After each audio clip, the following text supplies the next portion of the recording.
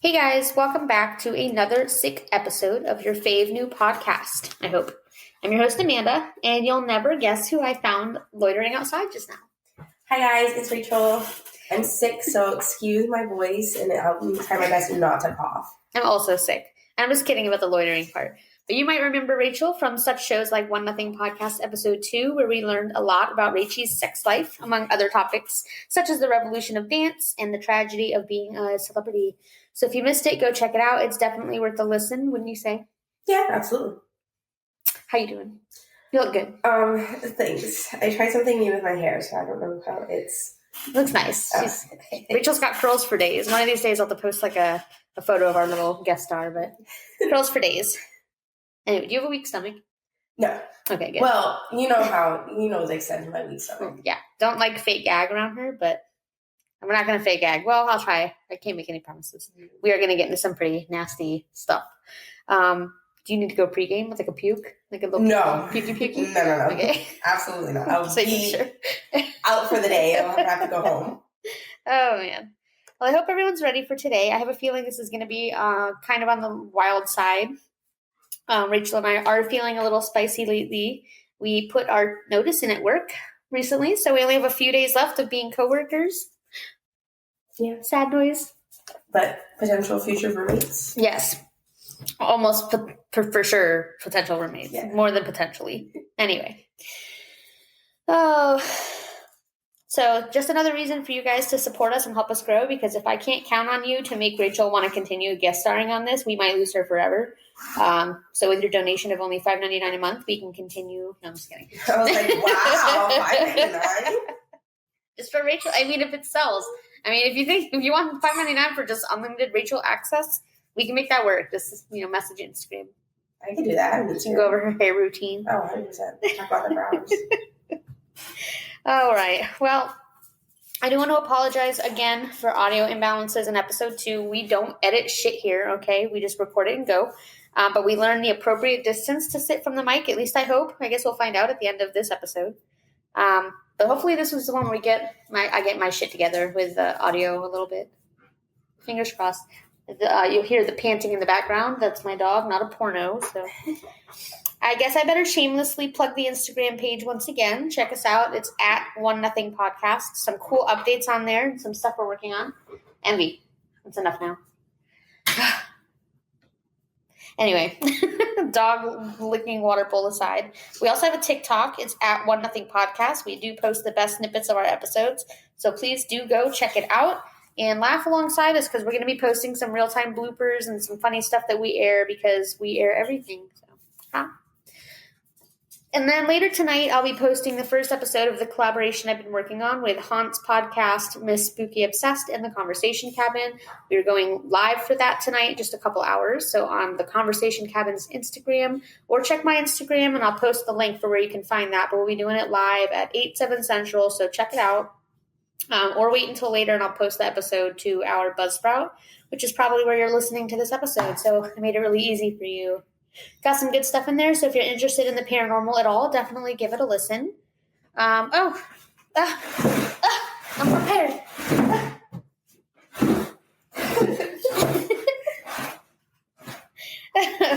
So I did want to go over one quick thing. I did want to thank a few people that answered our question on Instagram from the last episode that we did.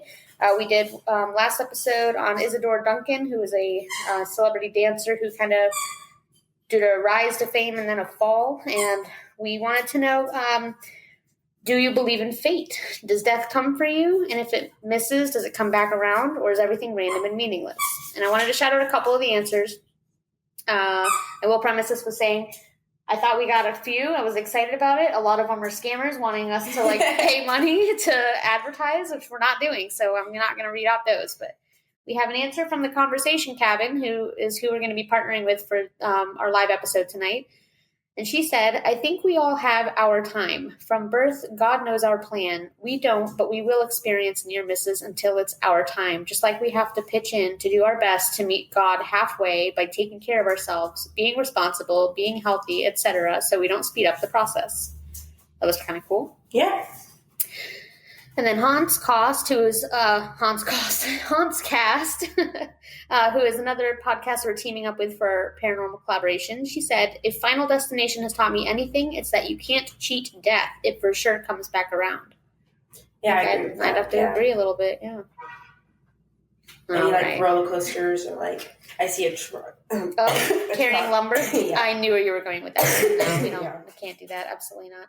So thank you for those who answered that question and the few other people who tried to solicit me to pay money to advertise my things. We're going to do this the slow grow way. I'm a grower, not a shower. So those are the best kind. I mean, sometimes, Anyway, so if you like those answers, feel free to leave your own on the Instagram page for tonight. We'll go ahead and post another question, and you'll have a chance to have your answer read again next time. We just want to connect with you, Connect with us. Connect with Rachel. She's got many ports open for connections. Yeah, all of them open. Just big neon sign open sign right there. Oh, God. We've probably already lost most of you by now. But let's get into this, and maybe by the end you'll be so depressed and hopeless that you'll appreciate our comedic effect just that much more. Again, I want to warn you, some of the topics we'll be discussing tonight are extremely triggering, like that train horn is to me right now. You have a lot of, noise outside of all of a sudden. It's all when I start recording. It's peacefully quiet until I hit that button. You should have heard episode 1. There was, people fighting outside. Oh, God. It was wild, yeah. But again, the topics that we're discussing tonight are going to be extremely triggering. They're going to include murder, gore, sexual assault, and a lot more. So if you're sensitive to that type of content, no judgment, but please do skip this episode. As always, my episodes are not child-friendly. What kind of parent even are you if you're letting your kid listen to this? I don't know. My parents really were fine with letting me listen to, the non-censored music, so I feel yeah, that's clearly the same thing as us discussing, the murder and violent fatalities. Yeah. And then your sex life as well. Yeah. No, I joke, but honestly, don't let your kids listen to this. I don't want to find us sued in 10 years because we encourage the next Dahmer. So without further ado, let's get into the tragic story of Catherine Susan Genovese. Are you ready? Yeah. How long was this? Oh, well, we'll get into that in the very first sentence. Sure. Do you want me to just hand you the bullet points so we can avoid the podcast and we can leave just everyone wondering? No, I like it this way. All right. So our story starts in the historical boroughs of Brooklyn, New York City. So picture this, a gorgeous July day. It's July 7th to be exact. The year, as you so interestingly want to know, is 1935. Oh, this was a long time ago. A long time ago. Gorgeous and smiling baby Catherine is brought into the world by her doting Italian-American parents, Rachel. Rachel, how old are you? Let's not discuss that. Her mom's name is Rachel Giordano, and her father is Vincent Andronell Genovese. Catherine enters her childhood years being raised with Catholic values in a community rich with Italian heritage as well as some Irish heritage. One by one, her family grew throughout her early years, and she was joined by 4 more siblings. She was happy and thriving and in love with her family's charming life in her Park Slope home. Catherine did eventually grow into a young teenage woman where she took a preference to the nickname Kitty, which we will be referring to her as from now on, out of respect to her. Kitty spent her teen years at an all-girls school called Prospects High School, and she had many friends and seemed to enjoy her classes, and anybody who did not know her personally had heard about her sunny disposition. And she was said to be self-assured beyond her years, which I think just means mature, I guess. Oh, okay. But just a really intelligent, beautiful young woman with her entire life ahead of her. Her life after this kind of accelerates pretty quickly, but pretty normally. She graduates, she starts working this clerical job that she despises, but she meets a wonderful guy. It's getting pretty serious, and she's saving up for her own apartment. So she's got all these plans in fruition. And she's a young woman at this point, and she's living her life in this bustling city. And at that time, everything's advancing very quickly, but her job is just making her miserable. But she's making enough money to get by, and she does eventually get her own place, a cute little apartment in Brooklyn. She lives there, and she continues working for a couple years, but really hates her job. Relatable. That does suck for her. She ends up finding some good luck, though. She finds this new passion. In the late 1950s, she gets a job bartending, and it opens up this huge personal investment into the restaurant world for her. she starts dreaming of down the line opening her own restaurant, and her Italian heritage gets her thinking, like, maybe it'll be an Italian restaurant. Slinging some pizzas and pastas. Okay. I'd be down for that. I would go there. Yeah, in Brooklyn, that would probably go really well. Oh, it's in Brooklyn? Oh, well, I hear they have sure, that's probably pizza. where she wanted. That's where she grew up, so she probably want to. Anyway.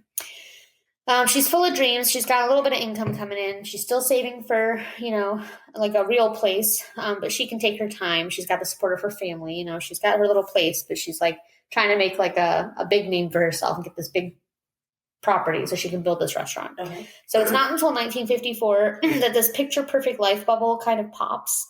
Her mom, Rachel, she had been witness to a horrific murder, and it left her traumatized and just reeling. And her mother's like, I can't be in Brooklyn. I got to get out. So Rachel's like, let's go.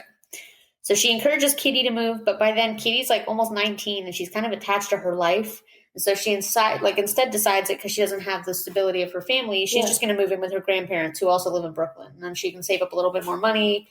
She's still dating that guy that, it's getting pretty serious. So, and she had a job that she loved. She had plans to marry her dude. But anyway, her mother was really upset at that decision. She's not really thrilled about it, but she did ultimately accept it. And she moved out of state to the smaller city of New Canaan, Connecticut, not long after that. So she's this murderer. She's like, I'm done with Brooklyn, and runs away. So without haste, Kitty marries her boyfriend, and they make it a few months before she breaks stuff off. And she's not really feeling it. Now nobody really knows why. They're just like, oh, why'd you break up with him? And she's, being really vague about why, and not really kind of fighting with her own emotional turmoil about some stuff that she had that she didn't really feel like she could divulge to her friends and family. So they don't know that immediately, but Kitty ends up finding herself being attracted to women, and she's so she's not wanting at that time. It wasn't really appropriate to come out as a lesbian. Gotcha. But she broke it off with her dude. She's like, I can't live in a lie. Okay, that makes more sense. Yeah, man, if Kitty could just experience 24 hours in this day and age, oh my god, she'd be thriving. Oh my god, she'd be living her best life. She'd be out there partying it up. Honestly, especially Tampa. Tampa has a lot of gay bars and stuff. Oh, yeah, she would love it there. Oh my gosh. Get it, girl. I'd like to think she'd be pleased at how far we've come too, as in terms of society and what's acceptable now versus what wasn't back then. And it's not like we've overcome judgment, but there's less of it. Oh yeah, there's definitely more of a life you get to more. I guess you should say more opportunity. Yeah, that is a lot more for sure. So anyway, in 1954, Kitty annuls her marriage, and then towards the end of the year, she does come out to a few close friends as being lesbian, but doesn't really announce it loudly by any means. Big break. So let's jump ahead a couple years to 1961. A few years later, Kitty's in a little bit of trouble with the law. Oh. Yeah, what do you think she did? I'm gonna go. No, okay. I'm just kidding. Go. I'm gonna go based on what you told me. Okay. I'm gonna go with that. She found a girl. They were not doing anything wrong by any means, but they were caught canoodling in public. And the law were like, you can't be doing that. That's simple. Ooh, that would be a good. Is that not what happened? Did she rob somebody? No, neither of those. But those are, based on what I've told you, those are good guesses. I will say. No, she gets in trouble while working as the bartender at the job that she was working at. So her and this friend of hers named Dee Guarnieri, and I'm hoping I'm not murdering that, they decide to cash in a little on one of the big old gambling sources at the time, which was horse racing. Okay. So they start taking bets from the patrons of the bar and doing little payouts for the winners and pocketing some of the losses. And it was going pretty well. They were doing kind of a regular thing. Mm-hmm. And the old cliche goes, nothing good lasts forever. And in August of 1961, Kitty and Dee are arrested for bookmaking, which is, I guess, the term they used for taking bets without a gambling license or that's illegal. Whatever. So yeah, even now. I think so. Yeah, I think that's why you can't play poker with real money and stuff as a group. I think you have to have a gambling license. Oh. I don't know. When I ran the animal rescue, I did a bingo hall one night, and the state came after me and was like, "You can't do bingo nights without a gambling license." And I was like, "Gambling." It's a non-profit animal rescue. I won't do it again. I promise. It was, super weird. But anyway, they get off pretty easy, though. They do get arrested, but Kitty gets off with a $50 fine. She loses her job, though. They fire her. And they're like, oh, we're done. So she's super upset. Sorry, I'm a little sicky too. She's super upset. She's worked there for a long time, but eventually she throws up like her little gang sign. She's like, "Fuck this place." She goes and finds another job bartending at this place called Eve's 11th Hour, which is an important name. Okay. It sits on the corner of Jamaica Avenue and 193rd Street in Hollis, Queens, which is by today's travel time about 45 minutes from Brooklyn. I don't know about back then. I just looked it up on maps and it said it was that far. Okay. At first, she's slinging shots and stuff, but eventually she starts picking up more responsibilities because the owner of the bar just was not around, like, at all. And eventually she just becomes, like, the de facto manager of the bar, starts, like, running the place. Good for her. Yeah, good for her. She's, like, working double shifts, too, because some asshole's not pulling their weight, I guess. But, relatable. You know. So things are looking back up. She has this new job now at that Eve's 11th Hour, and she's there for just over a year when she meets this bombshell named Mary Ann Zalunko.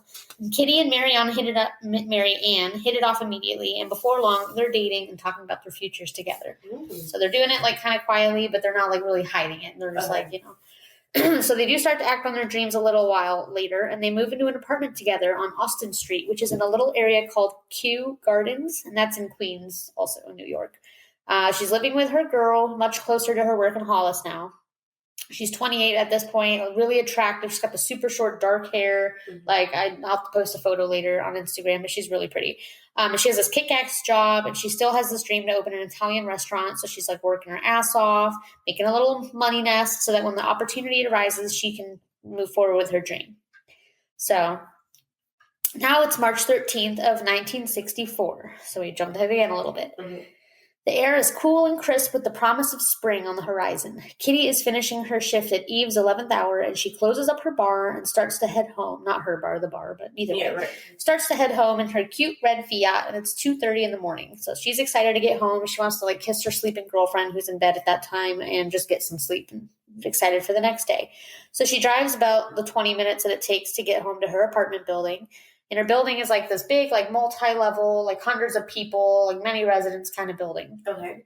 Like a high-rise? I don't know necessarily, like, a high-rise. I mean, I guess you could consider it that, but back then, I don't know. I didn't see how many stories it was, but I would guess, like, 10 to 15 maybe. Maybe a little less than that. Maybe, like, 5 to 10. Okay. Either way, enough. There was hundreds of residents in it. And as luck would have it, she's catching, like, every red light on the way home. Fucking same. Every day. Wait, so she lives with her girl or no? Yeah, she does. So she's like driving home. Her girlfriend's already home and asleep in bed, and she just closed up the bar and she's headed home. Gotcha. Yeah. So anyway, after she catches every damn red light possible, she finally arrives home and she parks in the nearby Long Island Railroad Station parking lot, which is like 100 feet from her apartment door. Like, not her door, the building to her apartment. Okay. It's like 100 feet away. So not far at all. And she's closing her car door and she walks up to the door. She sees a car pull up to this bus stop. And then the silhouette of a person starts calmly heading towards her in the same direction. Mm-mm. She wouldn't know him, but his name would be Winston Mosley. Now we're going to talk about Winston a little bit. Little Winnie boy. Winston was born on March 2nd. Wow, this is a good episode to air in March. Is everybody born in March at this point? There's like a lot of Marchy dates. Like, everybody was Marchy. Anyway. I like Winston. Yeah. Huh? I don't like him. I guess we'll find out if that's a correct presumption or not. Anyway, Winston was born a Manhattan native in March of 1935, and he had a charming family life, and he grew up to be a hardworking man who lived in Ozone Park, which was also in Queens, not far away. He, at that time, worked as a tab operator, which was a machine that made punch cards that digital computers used, and he did that for a company called Remington Rand. He was of average height, about 5'8". He was married to a woman named Elizabeth Grant. Elizabeth and Winston shared 2 to 3 children. I couldn't really hunt down the exact number, so I guess just use your imagination. But had between 2 to 3 children that he shared with his wife. Winston was driving around that same time of night in the wee hours of the morning. His wife was a registered nurse, and she worked nights, which left Winston alone at the home that he and Elizabeth shared with his mother, who lived there as well. And she would always help, care for the kids, but like eternally stuck with mom. I can kind of see why he'd be driving around in the middle of the night, like trying to get away. Ugh.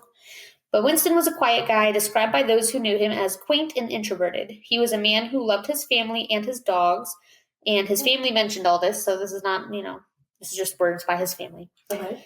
He was out driving around the nearby area in his white Chevrolet Corvair, which I want to add. For anyone who doesn't know what that car is, go Google it. That is a gorgeous car. Like, just stopping that to say.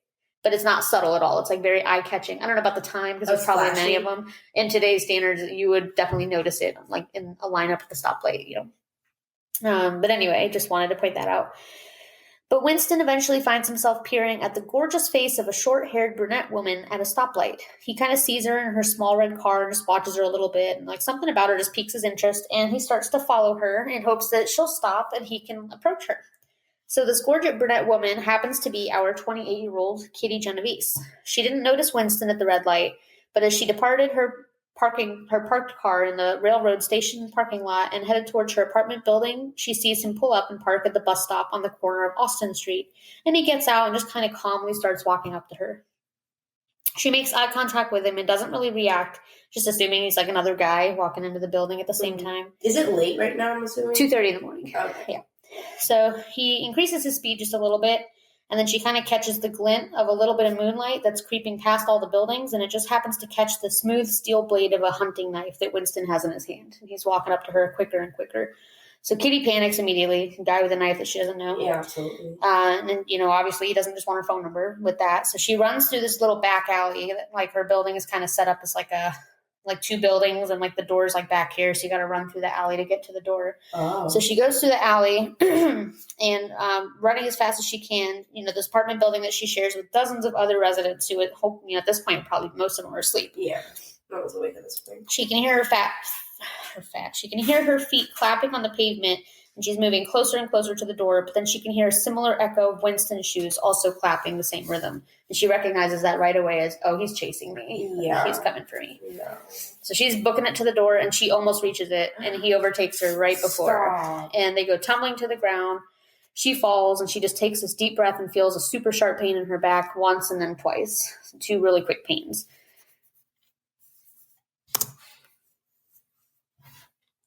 Sorry, I want to make sure my computer didn't just die just then. So she feels 2 really sharp pains in her back. She struggles to rise to her feet, and she sees this pool of blood forming around her, and she starts to scream as loud as she can, just shrieking. After all, she's outside, and it's a cool March night, so like maybe people have their windows open. But she screams, "Oh my God, he stabbed me. Someone help me."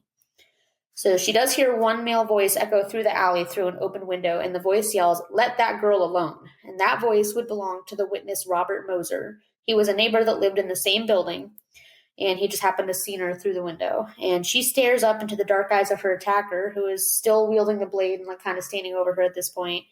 And he hears the voice, and it startles him, and he takes off. So he's running. He runs away. She can ever so faintly hear like a car door and then an engine start up, and he's off. He zooms away. So she's like coughing and choking on her own blood, trying to push herself up so that she can get into the building. She doesn't know this, but one of the stabs that he had inflicted on her actually pierced her lung. And so even breathing required so much effort, much less like screaming, and trying to call for help. But she tries with all her might, and although she's gasping and bleeding out, she continues to limp her way into the apartment building. So she goes to the door, and then she's into the hallway inside. Now she's well out of view of like all the apartment windows, though. Wait, does he not call 911? I'm confused. We'll get into that. She'd think that everybody would, but at that time, little premise, 911 didn't exist for 4 more years at this time, so there was no formal How do you call place. police? They would just call the local sheriff station. And you just have to remember an 8-digit number off the top of your head. Maybe it was like they had extensions built in at the time. I don't know, but yeah, there was no formal center where calls were routed to for emergencies. So you just had to hope that somebody was at the station to pick up. Wait, what? So people weren't even there 24/7? I mean, if they were out doing other calls, probably not, What kind of... This is why stuff like this was able to... You can never get away with something like this now. Never. No, literally. Never. But she's out of view of the apartments, but she's sure, like, her screams were heard. She heard that guy yell out. She's like, someone heard me. But doesn't nobody else, like, maybe, I don't know, drive her to the hospital? Yeah. Well, nobody comes out yet, but, like, she's like, oh, they had to have heard me. Someone will be here any second.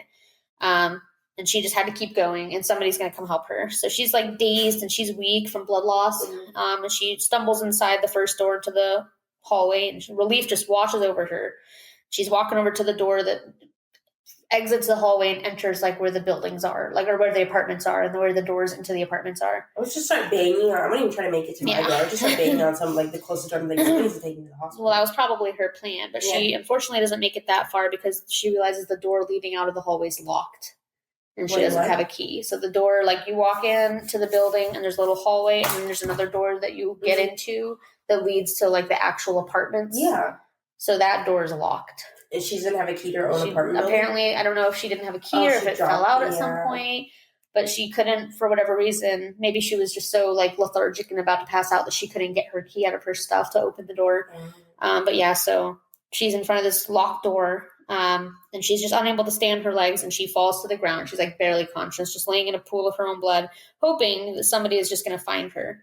And what she doesn't know, though, as she's laying there waiting for somebody to come help her, was that her attacker, Winston, hadn't really been scared off as much as she thought by that guy yelling. Like, she thought he was gone, but he decided to return 10 minutes later. So he flees and then he comes back, but this time he's wearing like this wide-brimmed hat, and probably in hopes that nobody will notice him. And he parks in the same spot at that bus stop on Austin Street and starts wandering around the parking lot. And he almost methodically starts going into like the entrances, professionally sweeping like the whole area, like the railroad station. He checks that in the parking lot. He checks at some nearby areas that she, might be able to hide in. And just before throwing in the towel, he's just like, I'm going to go check the hallway into the apartment. And he finds her. He finds her laying there, barely conscious and bleeding, and crumpled on the floor in front of the hallway door. So Winston, the disgusting monster, whatever you can call him, he's filled with glee having found her, being like, oh, she's still alive. And he proceeds to stab Kitty with the same knife that he already stabbed her with several more times. Then, while she's still alive, he rips her clothing off and rapes her. He raped her? In front of the locked door of the apartment building that she shared with how many hundreds of residents. And then he finishes the job by stealing the $49 that she had in her pocket and just leaves her there, like, assaulted and dying. And then the span of both of these attacks took over 30 minutes. So it was like an hour, probably, with both attacks. Between 30 to 60 minutes, probably. But they said over 30 minutes between the span of the first and the second stabbing and the attack in general. But it wasn't until her neighbor and friend, Sophia Farrar, which was this older lady that lived in there, finally ventures out because she heard some sounds. And she's like, I'm going to go check what's going on. And she finds Kitty, like, nearly dead. And so she's holding her and comforting her. And they did call the station and get an ambulance. And the ambulance arrives at about 4 o'clock in the morning. So it's like 2 hours after an hour and a half, yeah. They load her into the ambulance and speed away for the closest hospital, but sadly it's too late, and Kitty dies en route at about 4:15 in the morning on March 13th. So the paramedics also made note while she was in the ambulance of several slash marks on both of Kitty's hands, and they deduced that she was trying to defend herself during like even the most brutal parts of her attack. So she was conscious for both stabbings and the rape, and then the theft. Not that the theft was just a brutal monster of a guy. And then he, takes off, and so it's pretty messed up. So the next week following her attack, it's pretty quiet in the media. Like, not many people are talking about it. Police immediately, like that very morning after her death, they questioned Marianne, which was her living girlfriend. And she wasn't aware of what even happened until they knocked on the door and started questioning her. And then Detective Mitchell Sang took her statement, and not long after that, she was subjected to a 6-hour interrogation by homicide detectives John Carroll and Jerry Burns, which is just ridiculous to me. 6 hours for what? Because they considered her a suspect due to the unorthodox relationship that she had with Kitty. So she was just say that they were roommates? Well, that's what she ended up doing for a very long time, is ultimately saying that she were roommates. And it's ironic that you said that, because basically anyone involved in the case told her, like, if you talk to the media, you need to tell them they're roommates, because they didn't want to take away from the tragedy of the case by introducing some whatever the controversial thing to the equation. So not only is Marianne grieving the loss of her girlfriend, she's got to lie, but now she has to lie about it. Literally, not even allowed to openly grieve properly. There's some small PP energy. I don't know. So how'd they find Homeboy? Well, funny you should ask that. So her family's informed of her death. Her mother is heartbroken because she moved out of that city because of the violence. And she's feeling so guilty because she's like, oh, I allowed her to stay in that same city where I was so traumatized. So she decides to have Kitty's body brought to New Canaan, Connecticut, and she's buried in Lakeview Cemetery, which is near her mom's home. Okay. And that happens 3 days after her death. So her entire family was super impacted, really severely. Mm-hmm. A lot of them had, I'm not going to include them out of respect, but a lot of them had statements they released to the media about how devastating everything was, and how every time because this is such an influential case, as we'll kind of learn. Mm-hmm. Every time her name gets brought up, it's like reliving all of this over and over. So it really impacted everyone. And also, everybody was outraged because it had been 6 days from her attack, and they had not found the murderer yet. Yeah. So the 29-year-old murderer, Winston Mosley, however, his luck would not last forever. So our cockroach of a human, Winston, was out gallivanting around town, causing more destruction following her murder. He was noticed in a different neighborhood, on March 19th. And there was a guy in his house that looked outside and saw him like moving a television out of his neighbor's home and loading it into the back of his car. And he comes outside and he's like, well, "What are you doing?" And Winston's like, "Oh, the owners are moving. I'm just helping moving furniture." Well, he's like, "Well, that's funny because I know them pretty well, and I don't think they're moving." And so he calls the police. And what I think is super funny about this is that we finally have a hero in the story, because this dude, he like fucks with his car and like breaks it to the point where Winston can't drive away. He's like, "You're staying here till the cops get here." So he like apprehends this guy, which I just think is so funny. And the cops show up and they're like, "What the heck?" And they lock him up. They're like, you stole it, So they arrest Winston for robbery, which is a small win considering he's a fucking monster, but whatever. So he's in jail, and the cop that arrested him is like completing his paperwork, and he's like, "Oh my God, this dumbass stole a TV and tried to put it in his Chevy Corvair, da da da da." He's like talking to like another one of his coworkers. One of the coworkers he's talking to was there for Kitty's investigation. He's like, "Light bulb. Chevy Corvair, whatever that car is. Wasn't it a white Corvair that witnesses saw the night of Kitty Genovese's death?" Can you go do something? Don't get a German Shepherd, everybody. Actually do. They're great dogs, but don't have them out when you're podcasting. Anyways. So that light bulb goes off in that guy's head, and he's like, "That was a Corvair, I'm pretty sure, at Kitty's death." Mm-hmm. So it's almost like investigators know what they're doing sometimes, but they start to think about it, and they're like, this guy matches all the information that they have on Kitty's murderer. So they go in to question him, and Winston just folds like a laundered towel. Are you serious? Like, immediately, he's like, "Yeah, murderer." Like, no hesitation at all. Like, "Yeah, that was me." Also, plot twist, I murdered 2 other people within the past 2 years. Oh, that wasn't his first victim? No. He had 2 other murders behind his belt at that time. So police are stunned. They're like, "What?" So without words, like, how can this little 5'8" guy, he's like a munchkin. Like, he's so petite in stature. Like, how can this guy be out here murdering people undetected for years like that? So they start to press for information, and he reveals the murder of Annie Mae Johnson and Barbara Kralik. And I'm going to break down both of their deaths real quick because, for one, they deserve their own episode, honestly, but we don't have that kind of listenership or time. But I just want to mention them because there's like interesting holes in the story related to them. Okay. So Annie Mae Johnson was a 24-year-old woman who lived in the same South Ozone community that Winston lived in. She had been found deceased and had her body burned in her apartment on February 29th. Police had no leads up to the point of arresting him, and they had an autopsy done, and it was ruled that she had been stabbed, possibly by an ice pick. That was like the weapon that they think the autopsy, like the coroner report had stated. So despite her murder having occurred less than 2 weeks from Kitty's, like literally within 2 weeks of Kitty's, she had committed that murder. They had no evidence and no suspects. Winston, while in jail, also admitted to the shooting of Annie Mae Johnson when he was in custody for the TV. He's like, "Yeah, I shot this girl." But investigators are like, "No, we don't believe you," because the autopsy ruled that it had been a stabbing with something. Like punctures were made with like an ice pick or something of that nature. Oh, he killed the people on the TV? No. He was in custody for stealing the TV. Gotcha, That's when he confessed to the murders of everybody. So he's in jail and he's just like spilling all. He's like, "Yeah." He's like, "I shot this girl." But they like look at her stuff and they're like, "But she went down for a stabbing." Like her coroner report says she like died of like infliction of something kind of a sharp weapon. So it wouldn't be after his confession that her body gets exhumed, and it reveals that she did have gunshots. And so the autopsies was like incorrect. And this prompted the city's chief medical examiner to like completely overrule everything that was going on as far as autopsies in that city, and said like all autopsies in this city are now being performed at one specific morgue that has like the best technology, the best people, because like how many other inaccurate like coroner reports have there been because of this? Like this girl's death went unsolved all this time. That's fucked up. You probably could have solved it with a gun a little bit faster, know? But this would historically become one of the first examples of a coroner listing the wrong cause of death, although as we know in 2023, it's not the last. But just crazy that he's like, "Yeah, everything gets done at this one location now because y'all effed it up."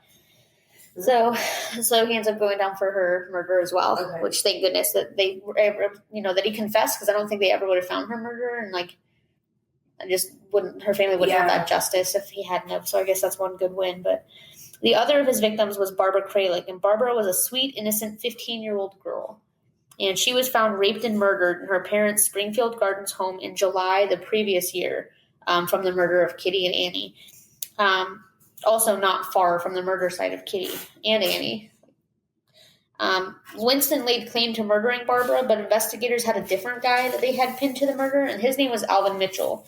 And Alvin was only 18 years old at the time that he was arrested for that. And despite the autopsy findings of his other victim leading credence to Winston's claim, like the fact that they proved basically that he killed her based on the evidence and then it corroborated with what they found, but he would never end up being charged for the murder of Barbara, and they would end up charging Alvin for the murder, which is ridiculous because I read a lot about into that. And this created a lot of like public outrage, but mostly Alvin's defense was like, I don't remember killing her. Wait, did he or did he not kill her? So he went down for it, but like he's like, there's not that? any evidence that really goes into it, and this guy admitted to it, which like and he had like a bunch of key evidence that like only you would really know if you did it. But they were like, well, we already have this other guy pinned though, so like it doesn't make sense why he went down for it, but. Why would you? I'm sorry, but if someone was like, "Did you murder this person?" I would be like, "No, not like." Well, he's like, I might have punched her, maybe or something, but like he didn't. Like he was just real sketchy, and like he had somebody that like witnessed on his behalf or testified on his behalf that he was like he didn't do it. But anyway, I don't know. They couldn't find much evidence on Barbara's case, but Winston had a lot of details about her body that were corroborated on autopsy, and I don't know how that wasn't a bigger part of the trial, especially after the other two women that they proved he definitely did murder. Yeah, but I don't know. But all in all, despite having zero criminal record at the time of his arrest, he admitted to 3 murders and admitted to between 30 to 40 burglaries. Like, just crazy how he did all that without getting caught. What does his family have to say about all this? I didn't find a whole lot from their family after. Most of the quotes I found were from before. And they were explaining, like, how he was, like, a family man who loved his dogs and was hardworking, blah, blah. But, like, your family's always going to say some positive thing. Not going to be like, you're a piece of shit who, like, murdered people. You know, I don't know. I would probably do that if my family murdered someone, but like most people don't, I feel like. I don't know. So fast forward again, as we've been doing most of this episode. 2 weeks after Kitty's murder, the media has still not really said anything. And it wasn't until the New York City Police Commissioner Michael Murphy quoted to the New York Times Metropolitan editor A.M. Rosenthal over lunch. And he said, "That Queen story is one for the books." And that's all he said. That one sentence provokes the newspaper, like, oh, let's publish a story. Like, just because he's like, oh, that's one for the books. And then, like, imagine having that kind of power. Like, you say, oh, oranges are $10 a piece now. I'm like, oh, run it in the news. Literally. So they immediately start running stuff on it. But the problem is because all of a sudden, all the media was so involved, there's now competition over, like, who can get the story out, who can get the more dramatic facts out and stuff. So there's a lot of inaccuracies that come out with this. So before you know it, they're doing this article, but they got to research. So they go to the apartment and they start interviewing all the residents that live there. And they see this scary trend appear where, like, a bunch of people, like, heard parts of Kitty's attack, and some people even saw it. And by several people, I mean, like, people who are literally awakened by her screaming for help for over half an hour. So naturally, the media takes this and goes nuts. And they publish an article overnight on her slaying, and it's titled, 38 Who Saw Murder Didn't Call Police. Wow. So they insinuated that 38 people witnessed her murder directly and didn't do anything. So this creates this huge shift regarding the case, and it's something that affected not only investigators in that city, but would go on to affect psychology teachings for, like, until current day. Like, her case is still discussed in, like, almost every psychology book to this day. And it's pretty interesting, and we'll talk about why. So the story was loosely titled from a quote by an unidentified neighbor who witnessed the attack. And the neighbor, upon being questioned on why they didn't call the police, said they didn't want to get involved. Over somebody getting murdered. Didn't want to get involved. So this sparked a really big notable change in the way that people now viewed life in big cities. They're like, oh yeah, like nobody gives a fuck about you in the city. Like, you have all these neighbors and nobody cares. So like everyone kind of develops this perception, which I feel like some people still have to this day about cities. Cause like feel country life, like everyone knows your neighbors, go over and borrow some eggs. You don't really get that in the city. So I think that did push a lot. Well, that's so weird. I wonder if that's still the case like in New York City right now. I've personally never been, but I can kind of like, from people who tell me about that place, I can kind of get that vibe from them. But like, I don't know how accurate that is. Cause like, I mean, Tampa, I would say, is a pretty big city, right? I would say so. I feel like if something like that happened in Tampa, I would have people You know what I mean? Like, you would hope, but I see all these videos, man, all the time on like Facebook and TikTok and stuff of like people. Like I saw a video of a girl in a bank, and a guy came up and started stabbing her, and there was like 40 people around, They and didn't they do anything? just got out of the way. No, but are you fucking kidding Yeah. me? And it was like filmed on a cell phone, so somebody had the nerve to film that but not intervene. And I'm like, I can't imagine watching somebody in a situation like that. People would not Oh my god. I'd be over there saving her and then giving like the killer like life advice. Like when you get to jail, make sure you apply for this loan so you can buy toiletries in prison. Absolutely not. I could not watch some shit like that go down. And like, for people who don't know, Amanda has this uncanny knack for getting involved in literally everything. Like any small thing you can think of, like that could possibly happen. Like, for instance, a subway. You know, some place where, you know, you might let things slide. No, Amanda has something to say, and she's going to let everybody in there know, and she's going to get involved. So, Amanda is not the person to get killed in front of because she won't do what his neighbors did. She'll 100% get involved. She'll probably die along with them. You're not wrong, but, like, you know, it's a character flaw / benefit depending on who's around me and who's dying in my presence, I guess. Like, you'll never go missing. Oh, yeah, 100%. On top of that. Anyways, so during this time, there's this author who publishes an article in June of 1988 about Kitty's death, and he cites his report in this article about a man who, upon viewing the murder from his third-floor apartment window, states, so we know it's at least 3 stories, states later that he rushed to turn up his radio so he didn't have to hear the woman's screams. Serious? Poor Kitty, dude. Oh, that's fucked up. So as we said, even with such an incredible crime rate in the city at that time, the 911 system had yet to exist and wouldn't exist for another 4 years. People simply called the nearest police department to report their crimes, and they didn't have that centralized base yet, so there was not really an option of calling for help, but like you had the option to call for help. It wasn't as centralized, but they could have called the sheriff or the local station. So public opinion about New York really took on a darker and more bleak look. So people are really complacent now. And they're like, it's this assumption that if you live in big cities, despite being around thousands of people, you're still very much alone and you're like on your own. Nobody's going to help you. And that there's like this big gap created between people that live in the city. And the claim that nearly 40 people witnessed a murder did nothing to stop that. And it gave way to a new research into what's called the diffusion of responsibility. It's also referred to as the bystander effect, and is also more popularly called the Genovese effect. And aptly so, this psychological research was conducted by social psychologist John Darley and Bibb Latane, and it revealed that contrary to common expectations, larger numbers of bystanders decrease the likelihood that someone will step forward and help a victim. So, like, the more people there are, the less likely people are going to step in and help you. I mean, like, I get, like, not wanting to be like, oh, I'm scared, but I don't understand being like, I literally have a phone on me, I'm calling 911. Well, back then. Or you know what I mean? But still, like, I'm calling. You don't have to get involved, like, in this. No, like, people still had phones in their house. They definitely could have. I would have been like, or enough people go outside. You get a couple guys outside. Like, you can take on, like, a bunch of guys can take on one dude with a knife. A bunch of women could take on one guy with a knife. So I actually can relate to this. I'm gonna sidetrack into a story. I'm absolutely here for this. So a couple years ago, I was living in an apartment with another coworker. And it was I think it was like a Sunday night. It wasn't even like a busy like Saturday night. And I had plans the next morning to go to Busch Gardens with some other coworkers. Okay. And I was asleep, and my roommate was not home at the time. This was Karina. Karina was at home. Karina was with her boyfriend up in Cape, and I was in Fort Myers. And Dulce started freaking out because of, like, literally, like, right outside my window, this man and a woman were getting into an argument, and she was yelling at him, and you know, I don't live in the greatest area, so, like, you know, a little domestic, like, and, you know, I'm like, okay, I'm not gonna, at that point, yeah, I'm like, I'm not gonna get involved with, like, yelling, yeah, I'm like, whatever. But then I heard her scream in Spanish at him, like, don't touch me, let go of me. And at that point, like, as a woman, like, I was like, okay, no.